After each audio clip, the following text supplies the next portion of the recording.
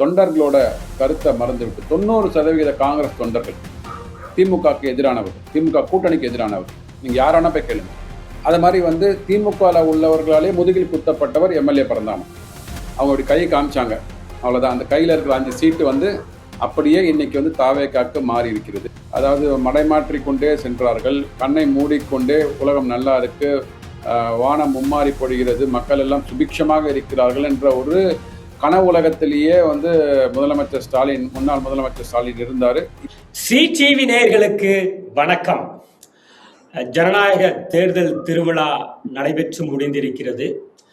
பல கருத்து கணிப்புகளை பார்த்தோம். அதையெல்லாம் பொய்யாக்கி ஒரு த்ரில்லர் சினிமா போல, ஒரு சங்கர் படம் போல, ஒரு நாளில் என்ன நடக்கும் நடத்தி காட்டுவோம் அப்படிங்கிறது மாதிரி கட்சியை தொடங்கி 2 ஆண்டுகள் நிறைவு பெற்ற நிலையில ஒரு கட்சி தமிழகத்தில் தனிப்பெரும்பான்மையோடு ஆட்சி அமைக்கக்கூடிய அளவில் வெற்றிகளை பெற்றிருக்கிறது. பல தொகுதிகளில் வேட்பாளர் முகமே தெரியாது, அவர் பெயர் கூட தெரியாது. ஆனாலும் அவர்தான் அந்த தொகுதியின் சட்டமன்ற வேட்பாளராக தேர்ந்தெடுக்கப்பட்டிருக்கிறார். இது குறித்து பல்வேறு விஷயங்களை நம்மோடு பகிர்ந்து கொள்ள இணைய வழியே இணைந்திருக்கிறார் அரசியல் விமர்சகர், பட்டய கணக்காளர் திரு சுப்பிரமணியம் அவர்களை ஸ்ரீ டிவி நேயர்கள் சார்பாக இணைய வரவேற்கிறேன். வணக்கம் சார்.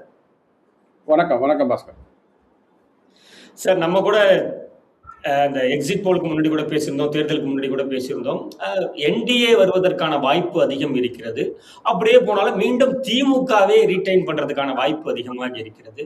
தாவேகா அப்படிங்கிறது பெரிய ரோல் பண்ண போகிறது, ஓட்டை பிரிச்சிரும் அப்படிங்கிற மாதிரி தான் நிறைய இடங்கள்ல நீங்களுமே பல பேட்டிகள் கொடுத்திருக்கீங்க. இப்ப தாவேகா தனிப்பெரும்பான்மையாக 108 இடங்களை, இந்த 108ங்கிறது எமர்ஜென்சின்னு கூட சொல்லலாம். 108 கால் பண்ணுங்க உடனே அப்படிம்பாங்க. தமிழ்நாடு அப்படிதான் ஆபத்தான காலகட்டத்தில் 108 டயல் பண்ணிருக்கு. நீங்க எப்படி பாக்குறீங்க சார்? 108 கால் பண்ணியிருக்கு. ஆனால் அதில் ஒரு நம்பர் வந்து காலி ஆகிடும் இந்த moment he gets into assembly. ஏன்னா 2 தொகுதிகள் அவர் வின் பண்ணியிருக்காரு. டெக்னிக்கலி இஸ் 107 தான். ஸோ நீங்கள் வந்து அச்சப்பட தேவையில்லை. தமிழ்நாடு என்றைக்குமே எமர்ஜென்சி காலகட்டத்துக்கு போகாது.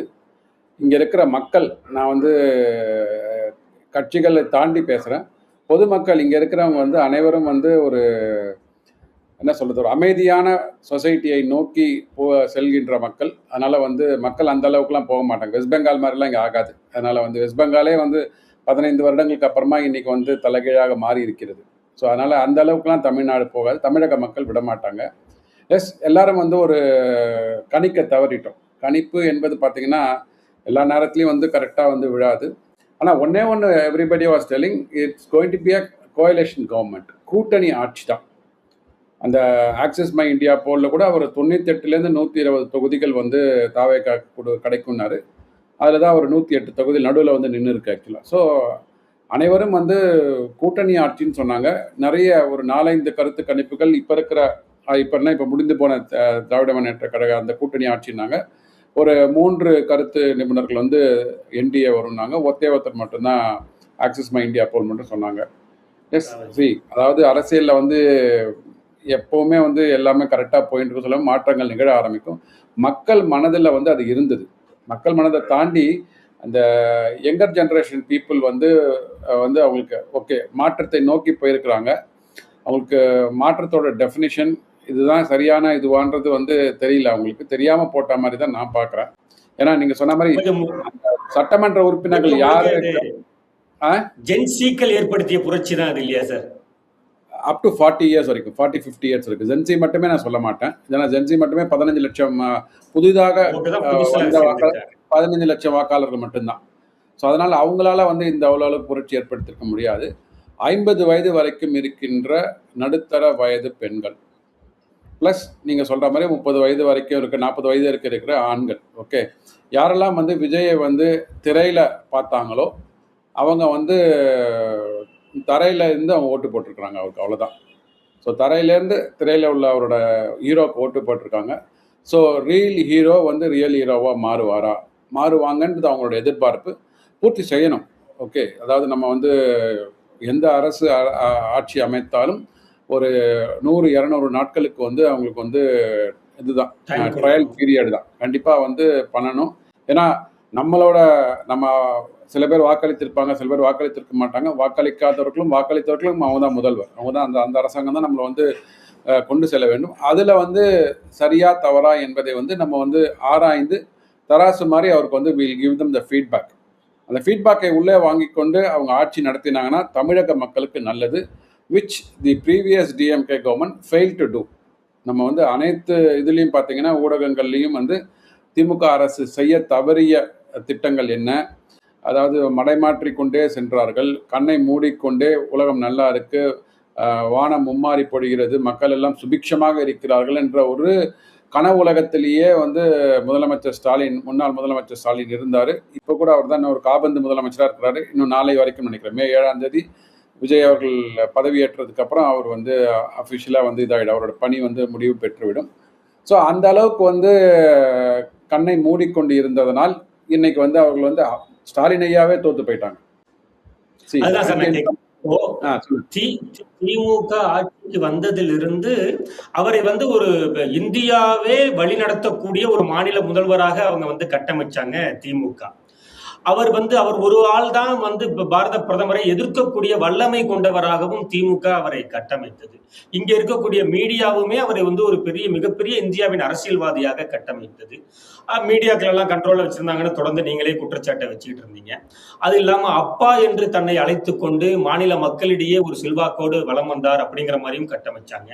இது எல்லாமே அங்க இருக்கக்கூடிய அரசியல்வாதிகள், அந்த கட்சியில இருக்கக்கூடியவங்களாகட்டும், அரசு அதிகாரிகளாகட்டும், இவர்கள் எல்லாருமே சேர்ந்து அவர் ரொம்ப ஹைப் பண்ணி அவர் வந்து ஒரு பாதாளத்துல தள்ளிட்டாங்கன்னு நினைக்கிறீங்களா?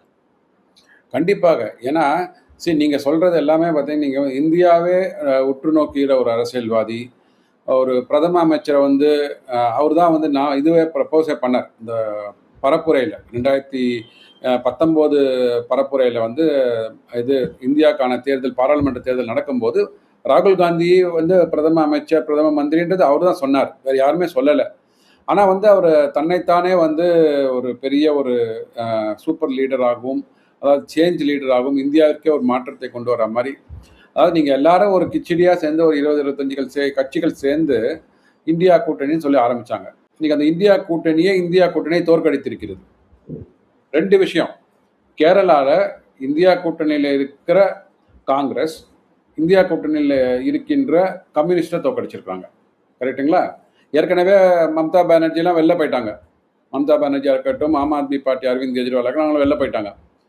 ஆனால் இப்போ வந்து இந்தியா அலையன்ஸில் இருக்கிறது இவங்கெல்லாம் தான். ஸோ சென்ட்ரலில் இருக்கிறாங்க. அந்த பார்ட்டியே வந்து ஒரு பார்ட்டி இன்னொரு பார்ட்டி தோற்கடிச்சிருக்கு. ரைட்டு. தமிழ்நாடு இன்னும் விசித்திரமானது. எனக்கு தெரிஞ்சு ஏதோ ஒரு கலைஞர் கருணாநிதி அவர் ஒரு இதெல்லாம் எழுதியிருப்பார், பராசக்தியில தான் நினைக்கிறேன் இல்லைங்களா, விசித்திரமானது இந்த உலகம். அந்த விசித்திரம் இன்னைக்கு நிகழ்ந்து இருக்கிறது. நம்ம பேசிக் கொண்டிருக்கின்ற 1 மணி நேரத்திற்கு முன்னாடி ஏற்கனவே காங்கிரஸ் கம்யூனிஸ்ட் டகாஃபர் ஆகி காங்கிரஸ் அங்கே வின் பண்ணிட்டாங்க. இங்கே கூடவே இருந்து கூட்டணியாக இருந்து தேர்தலை களம் கண்ட திராவிட முன்னேற்ற கழகமும் காங்கிரஸும் ஓகே அறுதி பெரும்பான்மை கிடைக்கல, தோற்றுவிட்டார்கள்னு காங்கிரஸ் என்ன பண்ணாங்க, 5 சீட்டு அவங்க அப்படி கையை காமிச்சாங்க, அவ்வளோதான். அந்த கையில் இருக்கிற 5 சீட்டு வந்து அப்படியே இன்னைக்கு வந்து தாவேக்காக்கு மாறி இருக்கிறது. விசித்திரங்கள் நிறைந்த உலகம் கருணாநிதி எழுதின டைலாக் அப்படியே பராசக்தி டைலாக் அப்படியே இன்னைக்கு வந்து திரும்பி ரிவைண்டில் ஓடும் ஸ்டாலின் ஐயா அவர்களுக்கு. ஆனா அதாவது இந்த தேர்தல் கூட்டணி பேச்சுவார்த்தைகள் தொடங்கிய பொழுதே காங்கிரஸில் இருக்கக்கூடிய ஏற்கனவே பார்த்த மாணிக்கம் தாகூர் ஆகட்டும், பிரவீன் சக்கரவர்த்தி ஆகட்டும், இவர்களுடைய விருப்பம் என்னவாக இருந்தது அப்படின்னா தாவைக்காவோடு கூட்டணி வைக்க வேண்டும் என்பதுதான். அதிலே கட்சியிலேயே பூசல் ஏற்பட்டது. பின்னாடி வந்ததெல்லாம் நமக்கு தெரியும். செல்வ பெருந்தை அவர்களாகட்டும், ப. சிதம்பரம் இருவரும் உடன்பட்டு திமுகவோடு அந்த கூட்டணியை வந்து எப்படியோ சமாதானப்படுத்தி கொண்டு வந்தாங்க. இப்போ மீண்டும் காய் கனிகிறது அப்படிங்கிறது போல மீண்டும் அவர்கள் தாவேக்காவோடு கூட்டணி அமைக்க அதுக்கான வேலையில இறங்கிட்டாங்க இல்லையா சார்? கணிந்து விட்டது. நீங்க வந்து இதே முடிஞ்சுட்டுனே சொல்லலாம். ஒரு லெட்டரே கொடுத்துட்டாங்க. ஆல் இண்டியா காங்கிரஸ் கமிட்டிலேருந்தே வந்து given the letter to Vijay.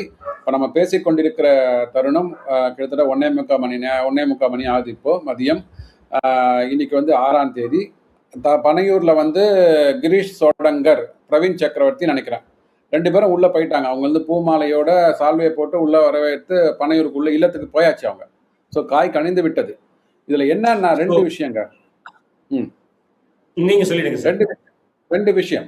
ஒன்று, நீங்கள் வந்து மக்களோடு மக்கள் தொடர்பு இல்லாமல் இருந்ததுனால கூட்டணி ஆட்சி போயிடுது அவங்களுக்கு. ரைட்டுங்களா? சரி, மக்களோட தான் உங்களுக்கு தொடர்பு இல்லை. ரைட்டு. தொண்டர்களோட, காங்கிரஸ்ல இருக்கிற தொண்டர்கள், இரண்டாம் கட்ட தலைவர்களோட ஒரு கனெக்ஷன் இல்லாம அங்க இருக்க உயர்மட்டத்தில் இருக்கிற தலைவர்கள், அவர்கள் வந்து உயர்மட்ட தலைவர்களோட சொல்ல மாட்டாங்க. அதாவது இப்ப இருக்கிற தலைவர்கள் கொடுத்த முடிவையும் வந்து நிராகரித்து விட்டு முன்னாள் தலைவர்கள், அவர்களோட முன்னாள் தலைவர்கள் நான் சொல்றது வந்து ப. சிதம்பரம் அவரோட ஒரு தொகுதி, ஒரே ஒரு ராஜ்யசபா எம்பிக்காக அவர் வந்து வாழ்நாள் முழுதும் எம்பியா இருக்கணும்னு சொல்ற லட்சியத்தை வச்சுட்டு இருப்பார் போல இருக்கு. அந்த லட்சியத்தை நிறைவேற்ற வேண்டும் என்பதற்காக எங்கிருந்தோ வந்தான் இடைச்சாதி நான் என்றான்னு சொன்ன மாதிரி காரைக்குடியிலேருந்து வந்து அறிவாலயத்தில் போயிட்டு 28 சீட்டை வந்து நேராக சோனியா காந்தி, ராகுல் காந்தி, மல்லிகார்ஜுன கார்கேயோட டையப்பை போட்டு விட்டு இங்கே இருக்கிற 2ஆம் கட்ட தலைவர்களோட பல்ஸை மறந்து விட்டு, தொண்டர்களோட கருத்தை மறந்து விட்டு, 90% காங்கிரஸ் தொண்டர்கள் திமுகவுக்கு எதிரானவர்கள், திமுக கூட்டணிக்கு எதிரானவர்கள். நீங்கள் யாரானா போய் கேளுங்க. ஸோ நீங்கள் மக்களோட தொடர்பில் இல்லை, தொண்டர்களோட தொடர்பு இல்லை, அப்புறம் கட்சி எப்படிங்க இருக்கும்?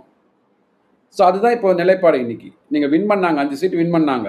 இப்போ பார்த்தீங்கன்னா கண்டிப்பாக வந்து அவங்களுக்கு சார் காங்கிரஸ் எந்த கட்சியாக இருந்தாலும் ஆட்சிக்கு வர வேண்டும், இல்லை ஆட்சியில் பங்கு பெற வேண்டும் என்ற ஒரு ஆசை எல்லாருக்குமே இருக்கும். ஸோ அதுதான் இன்னைக்கு வெளில வந்திருக்கு. நீங்கள் அவங்களை குறைய சொல்ல முடியாது. ஓகே, இவங்களை புஷ் பண்ணி ஆர்ம் ட்விஸ்ட் பண்ணி நீங்கள் கூட்டணிக்குள்ளே வச்சுருந்தீங்க இதனால் வரைக்கும். இப்போ அவங்களுக்கு ஒரு ஆப்பர்ச்சுனிட்டி கிடச்சிருக்கு, கரெக்டாக வெளியில் போயிட்டாங்க. இன்னைக்கு காங்கிரஸ் திமுக கூட்டணி முறிந்தது. அதான் இப்ப திமுகவிலிருந்து என்ன எதிர்ப்பு குரல் கிளம்பியிருக்குன்னா, முதுகில் குத்தி விட்டார்கள், காங்கிரசுக்கு முடிவு காலம் தொடங்கி விட்டது அப்படிங்கிற கூடிய குரல் எல்லாமே திமுகவிலிருந்து எழத் தொடங்கி விட்டது. இதை எப்படி பாக்குறீங்க? இல்ல சரி, முதுகுல குத்திட்டாங்க அப்படின்னா நீங்க வந்து எப்படி அந்த கூட்டணி அமைத்தீர்கள் என்று இருக்குல்ல. அப்ப நீங்க வந்து கூட்டணியை அமைக்கும் போது அதற்குண்டான ஒரு, நான் சொன்ன மாதிரி தான், கையை முறித்து காங்கிரஸோட அவங்களோட குரல் வலையை நசுக்கி நீங்க வந்து கூட்டணிக்குள்ள வச்சீங்க அப்படின்னா அன்னைக்கா ஒரு நாள் வந்து அந்த முறிவு ஏற்பட தானே செய்யும்.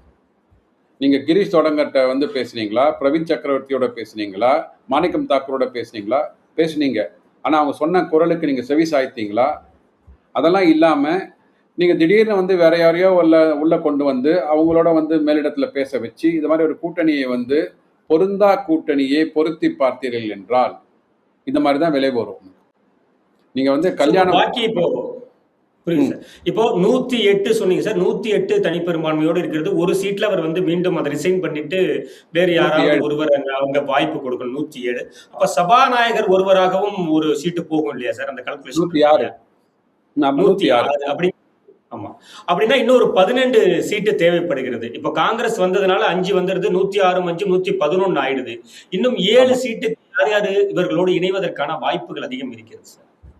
ஓகே, அவங்க தெளிவாக சொல்லியிருக்காங்க. அதாவது காங்கிரஸ் வந்து பிஜேபியை சப்போர்ட் பண்ணுகின்ற கட்சிகள் அந்த கூட்டணிக்குள்ளே வரக்கூடாதுன்னு சொல்லியிருக்காங்க. So which means PMK ruled out என்னை பொறுத்த வரைக்கும். அன்லெஸ் வந்து நாங்கள் வந்து என்டிஏ கூட்டணியிலேருந்து வெளியில் வரேன்னு சொல்லிட்டு எழுதி கொடுத்துட்டு போனால் ஒழிய பாமக வருவதற்கான வாய்ப்புகள் கிடையாது.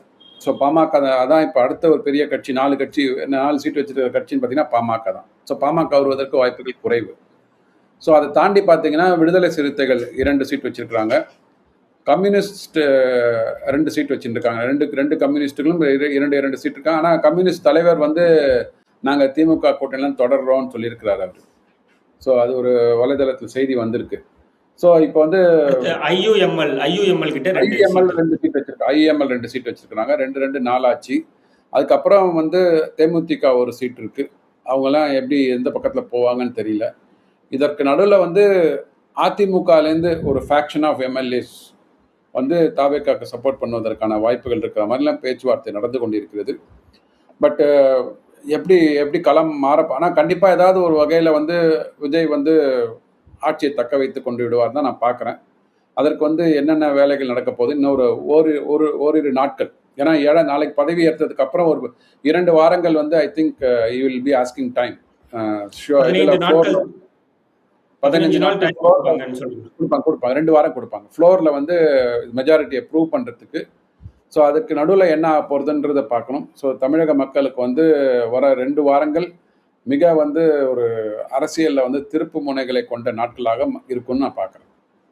சரி, இப்போ கொளத்தூர் தொகுதியில தமிழக முதல்வர் வந்து தோல்வியுற்றிருக்கிறார். அந்த தொகுதியின் பொறுப்பாளராக இருந்தவர் யாரு அப்படின்னா இந்து அறநிலையத்துறை அமைச்சராக இருந்த திரு சேகர் பாபு அவர்கள். தன்னுடைய துறைமுகம் தொகுதியில் அவர் வெற்றியை தக்க வைத்துக் கொண்டார். பொறுப்பு தொகுதியாக இருந்த முதல்வர் தொகுதியில் கோட்டை விட்டுட்டார்னு வெளிப்படையாகவே எம்எல்ஏ பரந்தாமன் அவர்கள் வந்து ஒரு குற்றச்சாட்டை வச்சிருந்தாரு. இந்த செய்தி எப்படி பார்க்கலாம்? ஓகே, அவர் சொன்ன குற்றச்சாட்டு உண்மையாக இருந்தாலும் அதுக்கு பின்புலத்தில் ஒரு விஷயம் இருக்கு. ஏன்னா அவருக்கு ஏற்கனவே வந்து இப்போ முதுகில் குத்திட்டாங்கன்னு சொல்றாங்க பார்த்தீங்களா, அது மாதிரி வந்து திமுகவில் உள்ளவர்களாலே முதுகில் குத்தப்பட்டவர் எம்எல்ஏ பரந்தாமன். ஏன்னா சேகர் பாபு தான் வந்து எக்மோர் தொகுதியில் இருந்த சிட்டிங் எம்எல்ஏ பரந்தாமனை வந்து மாற்றி தமிழன் பிரசன்னா உள்ள கொண்டு வந்தது. அதனால் ஆமாம், அதனால வந்து பரந்தாமனோட முதுகில் குத்தினது சேகர் பாபு. வினை விதைத்தவன் வினை அறுப்பான். ஓகே, அந்த வினை வந்து அவருக்கு பாதகமாக இல்லாமல் தலைவருக்கே பாதகமாக முடிஞ்சிடுச்சு, அவ்வளோதான், வேற ஒன்றுமே கிடையாதுங்க.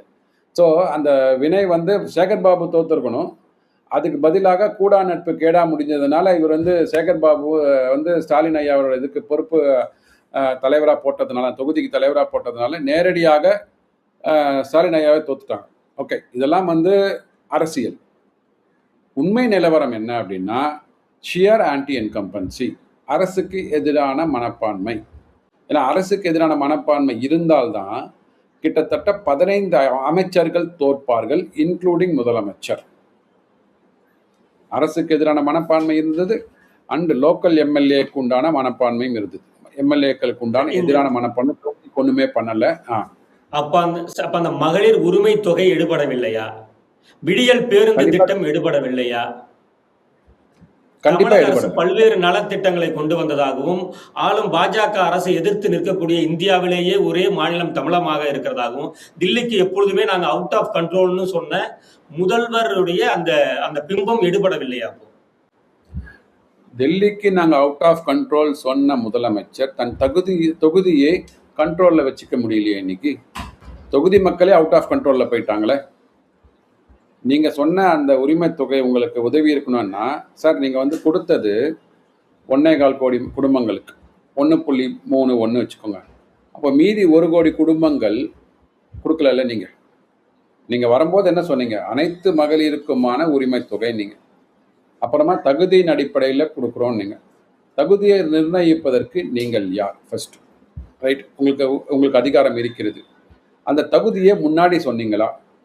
என்கிட்ட பணம் எவ்வளோ இருக்குது, யாருக்கு கொடுக்கணுன்றதை வந்து முடிவு பண்ணிட்டு அவங்களோட தகுதியை நான் வந்து ரீட்ராஃப்ட் பண்ணுறேன்னு சொன்னால் எப்படி ஏற்றுக்க முடியும்? சரி, 28 மாதங்கள் கழித்து கொடுத்தீங்க, 1,15,00,000 குடும்பங்களுக்கு கொடுத்தீங்க. அப்போது உங்கள் வருமானம் உயர்ந்து வருகிறது, டபுள் டிஜிட் க்ரோத்துன்றீங்க.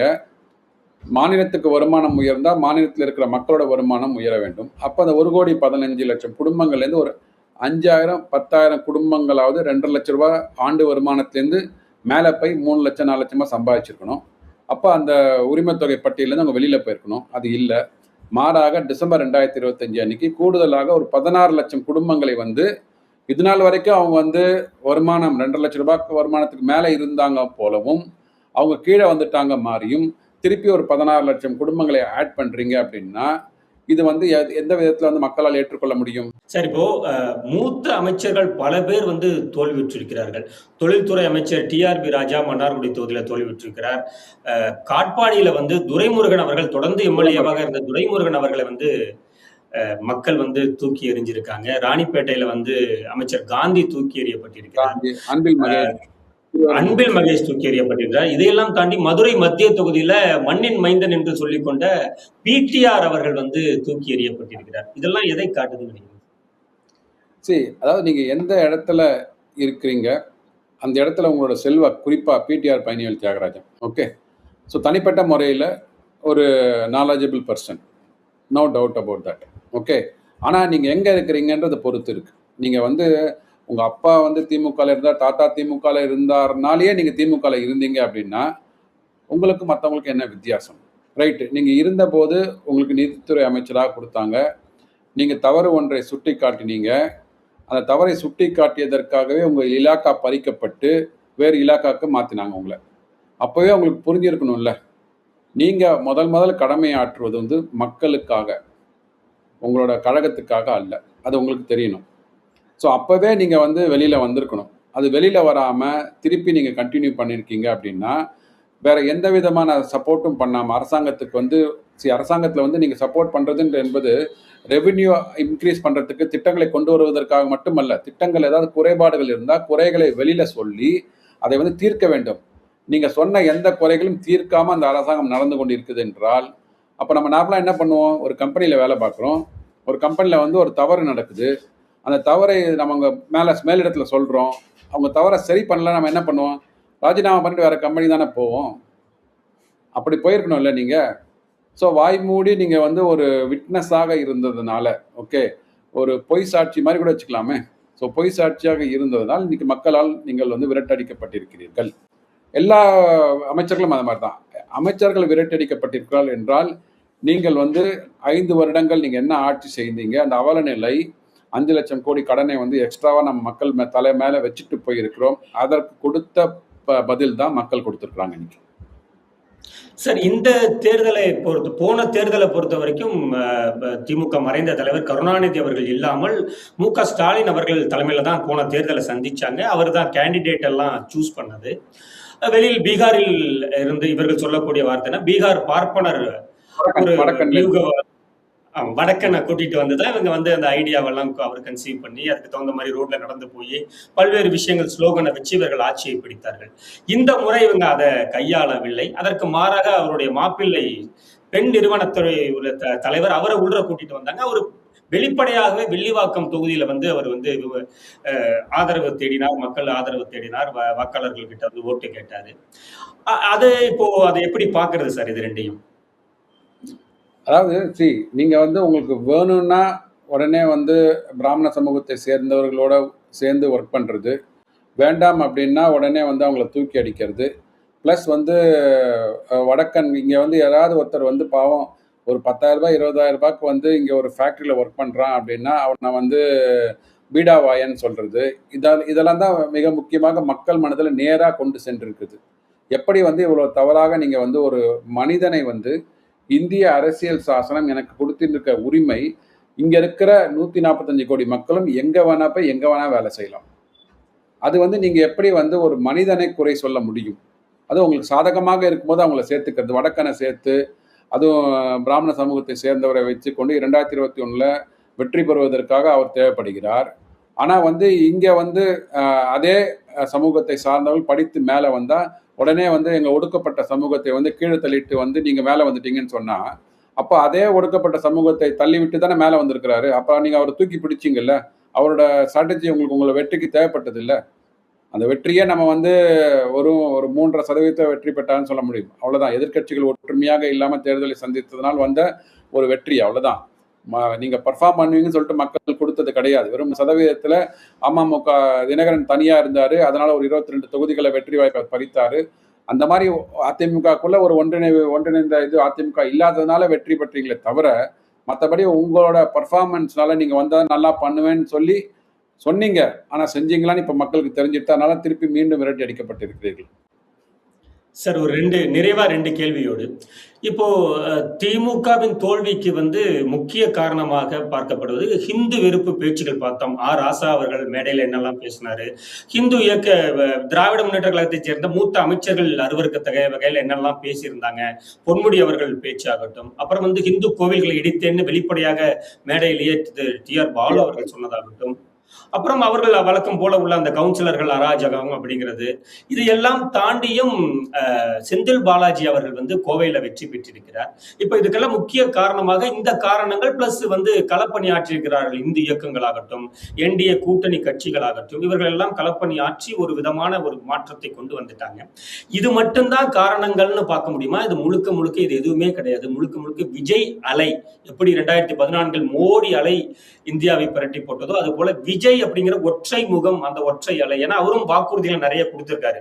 பட்ஜெட் வந்து இந்தியாவுக்கு இவ்வளவுதான் இருக்கு, தமிழகத்தின் வருவாய் இவ்வளவுதான் இருக்கு, ஆனா அவருடைய செலவு, அவர் கொடுத்த வாக்குறுதிகள் வந்து 1 மடங்கு கூட இருக்கு அப்படிங்கிற மாதிரியும் சொல்றாங்க. ஆனாலும் இதையெல்லாம் தாண்டி விஜய்ங்கிற ஒற்றை முகம், அந்த வசீகரத்திற்காகத்தான் இந்த ஓட்டு போட்டிருக்காங்களாமா?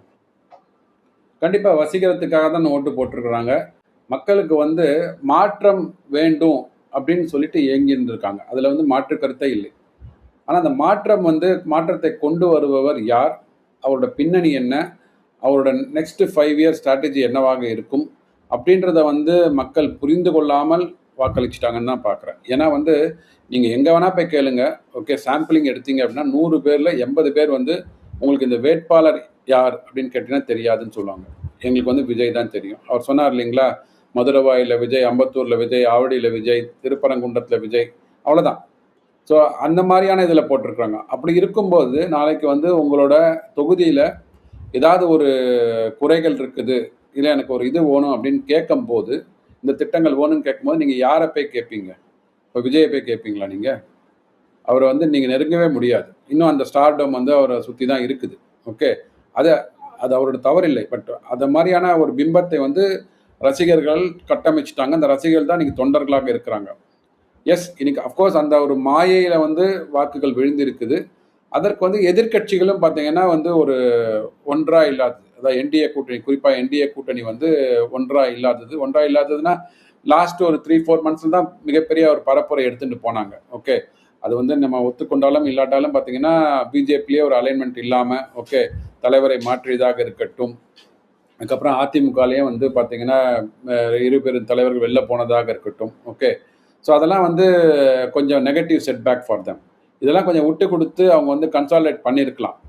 இன்னொன்று, இது வந்து அதிமுக என்டிஏ கூட்டணியை பற்றி அவங்க வீக்கன் ஆயின் வந்துட்டு இருக்கிறாங்க. ஓகே, திமுக கூட்டணி இல்லாமல் இதே இதை பார்த்தோம் நம்ம இன்னைக்கு. உங்களுக்கு தெரியும் இந்த கூட்டணி பேச்சுவார்த்தைகளில் வந்து எப்படிலாம் ஆச்சு.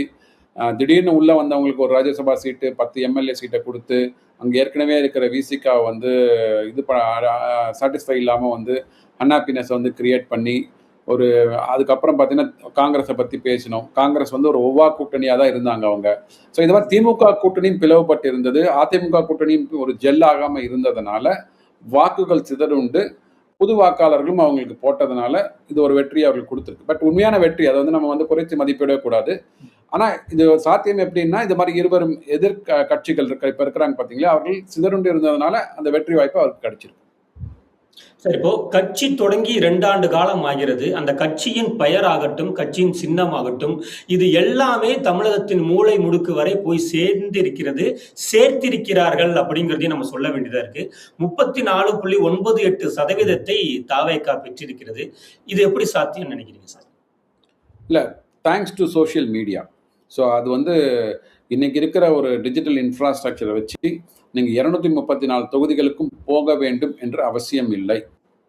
ஓகே, இன்னொன்று வந்து இந்த அவரோட டெலிவரி பார்த்தீங்கன்னா என்னென்ன வார்த்தைகளை உபயோகித்தார் என்றால், எப்படி திரைப்படங்களில் வந்து கரெக்டாக ஸ்பேஸ் அவுட் பண்ணி எப்படி வார்த்தைகளை உச்சரித்தால் மக்கள் மனதில் போய் சேரும் அப்படின்றத வந்து நல்ல ஒரு அந்த ஆர்ட், அந்த கலையை வந்து அவர் கற்றுக்கொண்டிருக்கிறார். கண்டிப்பாக அதுக்கு வந்து we have to give him a credit. ஏன்னா கடைசியில் அவர் பேசி முடிக்கும் போது கூட என்ன சொல்லார்னா, இது மாதிரி உங்களுக்கு கிண்டர் ஜாய் வேணுங்களா, சாக்லேட் வேணுங்கன்னா குழந்தைகளா நீங்கள் என்ன பண்ணுவீங்க, அப்பாட்ட என்ன பண்ணுவீங்க, அடம் பிடிச்சு கேட்பீங்க இல்லையா, அது மாதிரி இந்த மாமா வேணும்னு சொல்லிட்டு நீங்கள் அடம் பிடிச்சு கேளுங்க அப்படின்னாரு அவர். It has gone directly into the children's heart. அவ்வளோதான். அவங்க என்ன சொல்லிட்டாங்க, அம்மா நீ வந்து விஜய் மாமாவுக்கு ஓட்டு போடுங்க, அப்பா விஜய் மாமாவுக்கு ஓட்டு போடுங்க. சரி, விஜய் மாமாவுக்கு ஓட்டு போட போகிறோம், விஜய் மாமாவுக்கு ஓட்டு போடுறோம். பட் வந்தால் என்ன பண்ணுவாங்க, அந்த சொல்லி கன்வின்ஸ் பண்ணுற அளவுக்கு வந்து இன்றைய காலத்தில் உள்ள பெற்றோர்கள் இல்லை. எப்படி அவங்க வந்து குழந்தை அடம் பிடிச்சது அப்படின்னா ஆண்ட்ராய்டு ஃபோனை வாங்கி கொடுக்குற மாதிரி இதையும் வாங்கி கொடுத்துட்டாங்க, அவ்வளோதான். பட் இதனால் வரப்போகின்ற இதில் சாதக பாதகங்கள் இருக்குது. எப்படி ஒரு ஃபோனுக்கு வந்து சாதகமும் இருக்கும் பாதகமும் இருக்குன்ற மாதிரி இந்த தலைவருக்கு உண்டான சாதகமும் பாதகமும் இருக்கும். அந்த சாதக பாதகங்களை யார் எடுத்து சொல்ல போகிறார்கள்? இந்த வாக்களித்த மக்கள் வந்து எதிர்குரல் கொடுத்து நீங்கள் செய்வது தவறு என்று சொல்வதற்கு உண்டான தைரியத்தோடு வந்தாங்க அப்படின்னா இதை வந்து ஒரு நடுநிலையாக நடத்தி கொண்டு போக முடியும். இல்லைனா வந்து இட் ஆல்சோ, ஏன்னா அந்த அளவுக்கு தமிழக கஜானா வந்து ஒரு அதல பாதாளத்தில் இருக்குன்றது தான் என்னோட மிக ஒரு வருத்தத்துக்குரிய செய்தி. சார், நிறைவாக ரொம்ப சுருக்கமா திமுக இந்த சூழ்நிலை எப்படி கையாள போகிறது? இல்லை, திமுக சார் உண்மையை சொல்லணும்னா திமுக வந்து பல தோல்விகளை கண்ட கட்சி. கண்டிப்பாக வந்து அட்மினிஸ்ட்ரேட்டிவ்லி தே ஆர் ஸ்ட்ராங்குங்க, அது வந்து நம்ம ஒத்துக்கணும். எவ்வளோ கலைஞருக்கு அப்புறம் கட்சி உடைன்னு சொன்னாங்க, மூக்க அழகிரி பிரித்து கொண்டு போய்விடாருனாங்க, கனிமொழி பிரிச்சுன்னு போயிடுவான்னாங்க, அழகாக செட்டில் பண்ணிட்டார். மூக்க அழகிரியை மதுரைக்கு அப்புறம் நீ வீட்டில் இருப்பா வராதேங்கன்ட்டாங்க, கனிமொழியை டெல்லிக்கு அனுப்பிச்சிட்டார். அந்த அளவுக்கு வந்து அட்மினிஸ்ட்ரேட்டிவ்லி ஸ்ட்ராங் கட்சி வந்து திமுக. அதனால் வந்து அதிமுக பிளவு அடைஞ்ச மாதிரி திமுக பிளவு அடையும் அப்படின்றது எனக்கு நம்பிக்கை இல்லை. கண்டிப்பாக they will bounce back. But ஆனால் அந்த பவுன்சிங் பேக் வந்து whether it lead to the திருப்பி 2031 அவருக்கு வருவார்களா அப்படின்னா வாய்ப்புகள் குறைவு. அதிமுக சார், அதிமுகவின் இன்றைய சூழ்நிலையில் எடப்பாடி தலைமையை மீண்டும் தொண்டர்கள் ஏற்பார்களா? இல்லை, இப்பயே கொஞ்சம் சலசலப்பு வர ஆரம்பிச்சிருக்குது. ஐ திங்க் எடப்பாடி அவர் வந்து திருப்பி ஒரு ஓப்பனாக வந்து ஒரு கருத்து கேட்டு அதை வந்து ஒரு எடப்பாடி தலைவராக தொடர்வதற்கு அங்கே தொண்டர்கள் வந்து கருத்து ஓகேன்னு தான் சொல்லுவாங்க. பட் இருந்தாலும் இன்னும் அங்கே இருக்கிற 2ஆம் கட்ட தலைவர்களோட அரவணைத்து சென்று இன்னும் வந்து இந்த கட்சியிலேருந்து தலைவர்கள் வெளியில் போகாமல் தொண்டர்களை இன்னும் சேர்ப்பதற்கான என்னென்ன முயற்சிகள் அவர் ஈடுபடணும், அது கண்டிப்பாக படணும். ஏன்னா வந்து டிக்ளைனிங் ட்ரெண்டில் இருக்குது. 75 தொகுதிகள் கூட்டணியானாங்க, இப்போ வந்து கிட்டத்தட்ட 52 தொகுதிகள் கிட்ட வந்துடுச்சு உங்களுக்கு. அப்படியே வந்து இது வந்து அடுத்த தேர்தல் போது இன்னும் ஆட்சி அப்படின்னு குறைஞ்சது வச்சுக்கோங்களேன். 2029 தெரிஞ்சு போயிடும். 2029 அட்லீஸ்ட் வந்து I don't know whether they will be part of NDA alliance. NDA அலையன்ஸோட இருந்தாங்கன்னா குறைஞ்சபட்சம் ஒரு 10 பாராளுமன்ற தொகுதிகளாவது இங்கேருந்து வென்றெடுத்து டெல்லிக்கு போகணும். அப்படி இல்லை அப்படின்னா 2031 எனக்கு தெரிஞ்சு எடப்பாடி ஐயா அவர்கள் அதிமுக தலைமையில் இருப்பாரான்றது டவுட் தான். சார், நிறைவாக இப்போ தாவேகா சொன்னீங்க, ஒரு ஸ்கிரிப்ட் போல, ஒரு திரைக்கதை வசனம் போல அவருடைய வசனங்கள் வந்து மக்களிடையே போய் சேர்ந்தது, அது பெரிய பங்காற்றியது வெற்றி பெறுவதற்குன்னு. இந்த ஸ்கிரிப்ட் ஆட்சியை நடத்துவதற்கும் பயன்படுத்தப்பட்டால் சட்டமன்றத்தில் எப்படி இருக்க போகிறது? இது எப்படி நினைக்கிறீங்க சார்? இல்லை, அதுதான் இப்போ வந்து நீங்கள் வந்து ஸ்கிரிப்ட் எழுதி கொடுத்தது வந்து நீங்கள் வந்து ஃபஸ்ட்டாக உள்ள வீட்டுக்குள்ளே போகிறதுக்கு மட்டும்தான். ஆனால் வீட்டுக்குள்ளே போனதுக்கப்புறம் உப்பும் இல்லை, புளி இல்லை, மிளகாய் இல்லை, காரப்பொடி இல்லைன்ற போது தான் வந்து உங்களுக்கு கைகள் நடுங்க ஆரம்பிக்கும். அப்போ தான் வந்து என்ன பார்ப்பாங்கன்னா, அப்போ வந்து உண்மையிலே நீங்கள் வந்து என்ன பண்ணணும் நம்ம, ஏன்னா ஏற்கனவே நம்ம கொடுத்த வாக்குறுதிகள் என்ன, அங்கே இருக்கிற ஐஏஎஸ் ஐபிஎஸ் ஆஃபீஸர்ஸில் கூட வந்து இணைந்து கேட்டு அவங்களோட சஜஷன்ஸை உள்ளே வாங்கி இம்ப்ளிமெண்ட் பண்ண ஆரம்பிக்கணும். அதில் சில கசப்பான மருந்துகளை அவர் சாப்பிட வேண்டும். Law and order it is a big problem here. 2வது டாஸ்மாக்கு, கஞ்சா, போதை மருந்து. ஏன்னா இவர்களுக்கு வாக்களித்தவர்கள் எல்லாருமே பார்த்தீங்கன்னா ஒரு 30 வயதுக்குள்ளே உள்ளவங்க. அவங்கெல்லாம் வந்து அன்ஃபார்ச்சுனேட்லி இந்த மாதிரியான அடிக்ஷனில் இருக்கிறாங்க. அந்த அடிக்ஷன்லேயே இங்கே கை வைக்க போகிறீங்க அப்படின்னா அது வந்து ஒரு எலக்ட்ரிக் ஒயரு. அந்த எலக்ட்ரிக் ஒயரை நீங்கள் சரி பண்ணி தான் ஆகணும். வைக்கும்போது கையில் ஷாக் அடிக்கும். அந்த ஷாக்குக்கு உண்டான ஒரு இதை வந்து நீங்கள் ப்ரிப்பேர் பண்ணிவிட்டு, ஒரு சேஃப்கார்டை ப்ரிப்பேர் பண்ணிவிட்டு பண்ணி தான் ஆக வேண்டும். ஸோ சட்டம் ஒழுங்கு, போதை கலாச்சாரம், நிதி சீரமைப்பு, இந்த 3 தான் வந்து இவருக்கு வந்து அடுத்து வரப்போகின்ற ஓரிரு வருடங்களில் ஃபோக்கஸ் பாயிண்ட்ஸாக இருக்கும். டஃபஸ்ட் கால் எடுக்கணும். அந்த டஃபஸ்ட் கால் எடுப்பதற்கு இவர் தயாராக இருக்கிறான்னு பார்க்க. ஏன்னா இ வில் பி ஆன்டகனைசிங். மக்களை வந்து அதிருப்திக்குள் உள்ளாக்க வேண்டிய வேறு வழி கிடையாது. மருந்து குடிக்கணும், கசப்பாக இருக்குன்னா சாப்பிட்டு தான் ஆகணும். நோய் குணமாகணும். அந்த நோய் குணமாவதை நீங்கள் தள்ளி போட்டிங்க அப்படின்னா அது புரியோடி போகின்ற கேன்சராக வரும். 2031 உங்களுக்கு அந்த இது வந்து ட்ரீட்மெண்ட் வந்து உங்களுக்கு பலன் அளிக்குமான்னு தெரியாது சார். பார்க்கலாம், அடுத்த ஒரு 3 மாசம் அவருக்கு ஒரு டயத்தை கொடுத்து நம்ம அவர் எப்படி அவருடைய ஆட்சி நிர்வாகம் இருக்கிறது, தொண்டர்கள் அவர் எப்படி பக்குவப்படுத்துறாரு அவரு அப்படிங்கிற இதெல்லாம் பார்க்கறதுக்கு இருக்கு. மீண்டும் ஒரு அடுத்த 3 மாசம் கழிச்சு நம்ம சந்திப்போம் சார். உங்களோட ஒப்பீனியனை எப்படி ஷேர் பண்றீங்க, எவ்வளவு மாற்றங்கள் வருதுன்னு பார்க்கலாம். நன்றி சார். நன்றி. வணக்கம் பாஸ்.